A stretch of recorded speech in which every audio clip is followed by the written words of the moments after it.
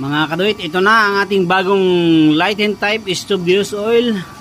Ayan, kung mapapansin nyo, talagang napakaganda ng flame niya. Solid na solid. Oh.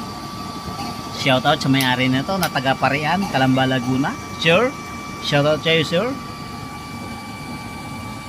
Ayan. Solid na solid po, di ba? Light and type stove use oil. Na ating isang unit. Ba, ano pang hinihintay nyo? Mag-order na kayo niyan kung hindi nyo kaya yung 3-in-1 natin. Ayan na, sa halagang 2,200 pesos, 3-in-1 na rin po yan. Yun nga lang, hindi po double purpose ang kanyang power supply.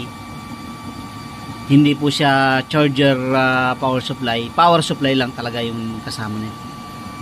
Hindi natin pwedeng iparehas dun sa 3-in-1 natin kasi magkaiba sila ng price.